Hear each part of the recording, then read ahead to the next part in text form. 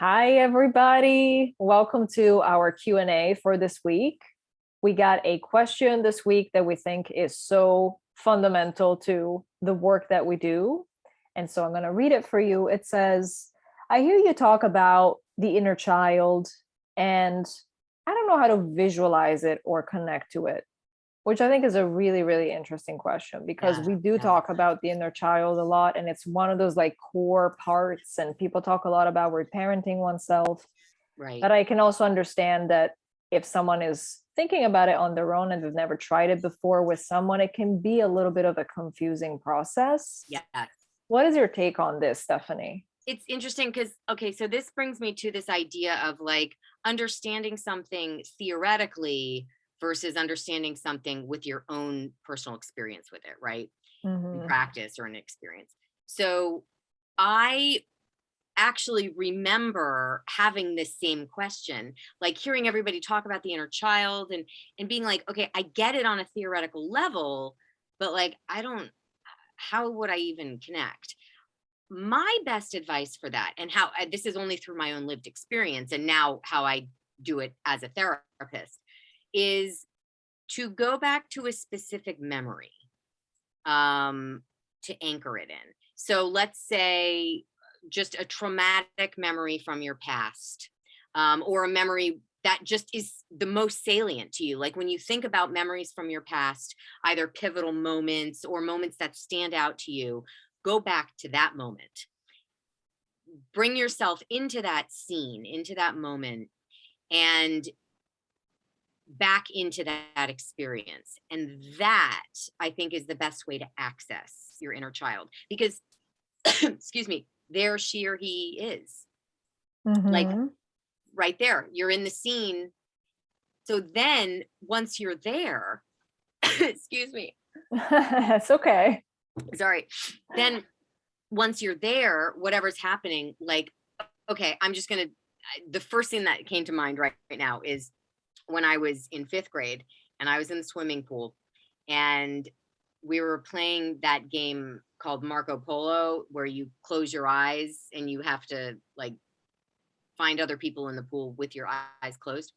And I was up against the edge of the pool and I didn't know it. And I accidentally bit down on the cement. Like Oh. and and it was a really traumatic moment because like my entire front tooth completely chipped out. It was like, oh, so Oh. traumatic. And it was scary because I had my eyes closed and I was in the water and I didn't know, and Mhm. so okay, I've done some work with this moment from my past. And so okay, to connect with that inner child, go back to that moment, that very moment. I remember what it was like to be in that scene, to feel the pain. And now I can watch that scene because I'm not in that scene in the current moment. I'm me. And I can watch the scene unfold and I can see the 12-year-old me who was in that scene. And then I can connect with that 12-year-old me because I really did experience those things and the pain and everything that happened in that moment. And the embarrassment. I remember there was a lot of embarrassment that happened there. And I can then show up for that younger me and I can hug her and say, it's okay, it's okay. You didn't, and support her in that moment.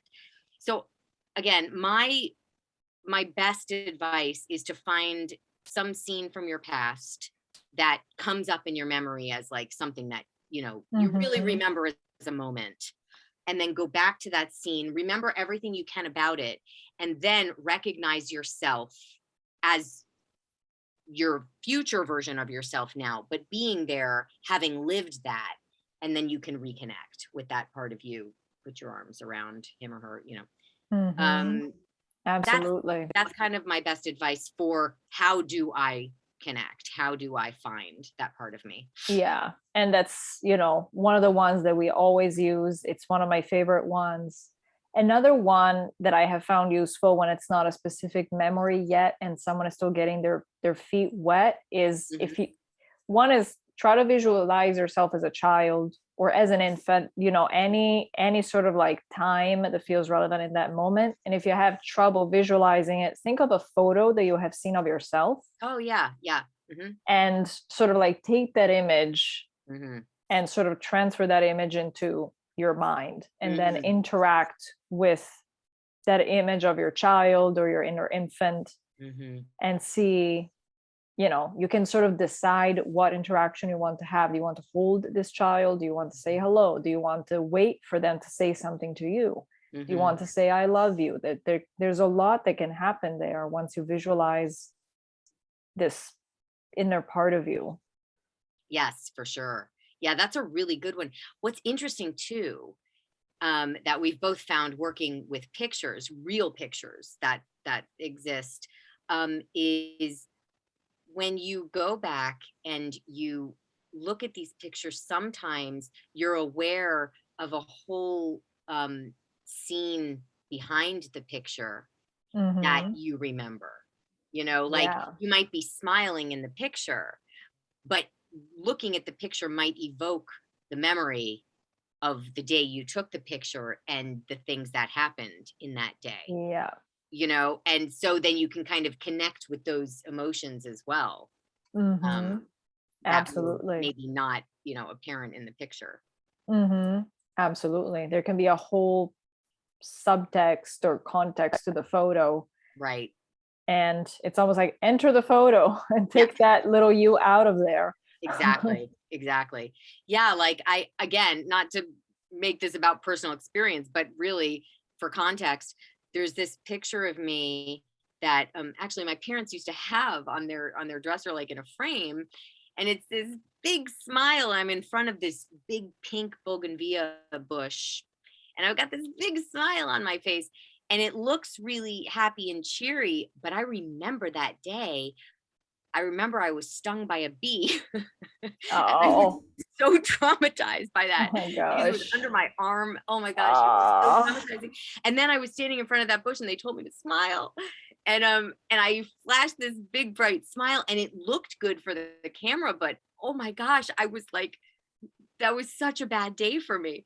Um, Yeah. so it's Oh. funny, like when thinking, when you go back through pictures that you have from your past, and if you remember those Mhm. days or those moments, or it's interesting to see what can come up. That's a great way to access the inner Yeah. child. Yeah. Pictures are always very interesting. And something else that I think is helpful, I don't know, Stephanie, what you think. I think sometimes entering memories or having these interactions with the inner child can feel, I want to say almost incomplete. I don't know what the word would be, but I have Mhm. seen that, sometimes a way to bring it full circle is like enter, interact as your present self to your inner child, Yes. give that love, give that reassurance, but then Yes. also flip viewpoint with the child for a moment and feel Absolutely. that receiving from the present adult you, like Yes. feel that embrace, feel the safety, feel that there's now this big safe adult Yes. hugging you and protecting you so that you can also receive that. You feel it giving, you feel it receiving. Sometimes it doesn't come full circle. 1,000,000,000% to that. Yes, absolutely. Because then you can really, those parts of the inner child that are still traumatized, they can begin to heal. Hmm. Yeah, absolutely. That's an essential, I think, part of the process for sure. Yeah, and sometimes it can get lost in translation if we are not right there with you doing it. So Right, right. Yes. So if you are doing this on your own, okay, so accessing inner child, either a memory or photo, can just help take you into it to find her or him, wherever they are. mhm. And then once you're there with them, right, okay, what support do they need in this moment? What can you offer them now that they didn't have in that scene? Provide that for them. And then, like you said, Elisa, flip the script, you know, then go into that scene as you remember it as the child. And wow, what is it like to be receiving this right now? Mhm. Absolutely. Yep. Totally. Yeah. So thank you for this question because inner child work is totally core of everything that we Yes. do. If you have more questions, if you need more guidance, we are here for you. We're also aware that the holidays are coming up, and inner Yes. child can feel a lot of things in those moments. Trigger. Yeah. So we're here to support you through that. Thank you all very much. We'll see you next week.